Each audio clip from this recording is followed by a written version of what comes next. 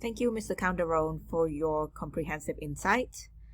I also share your concerns with the hospital readmission rate. Perhaps the readmission rate is high because the patient needs more help. Therefore, I agree with you that our question should be, how do we do safe discharges? And I agree with you when you say that perhaps we should develop a tool to screen patients to do safer discharges. But as you say, hospitals are getting penalized for readmission, for high readmission rates.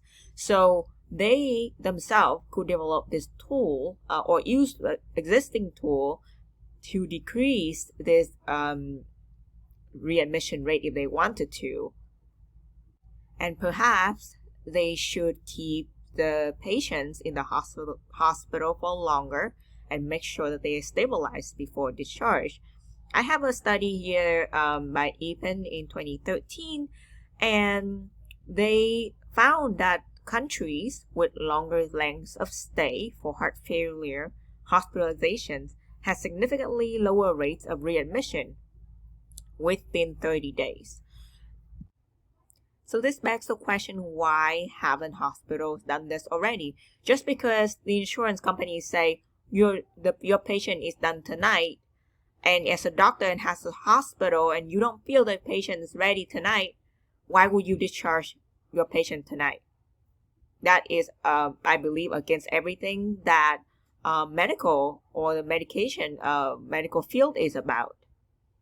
Along the same line, I would like to see if HRRP would have made any difference in our upcoming report that we will get, something that's more updated than 2011, that is pretty much 10 years ago. And I also have another study here by Walho in 2019, and they say that hospital could use predictive analytics, so basically the statistics, to figure out which patient population is most likely to be readmitted and focus on them. So that tool is available already for hospital to extract from their existing EHR. And so in that way, I don't understand why they haven't used it already and basically are crying for more funding, more money, when they could have done this themselves, reduce the readmission rate and get more money in terms of not getting penalized under the Affordable Care Act. I also feel hesitant to act here because each locality is different in terms of their health needs for lack of transportation or food or housing.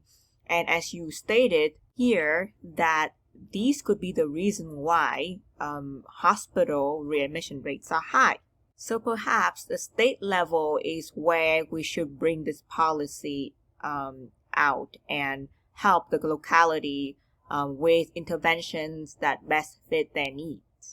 In terms of funding that you're asking, we do have questions such as, how should the funding be allocated?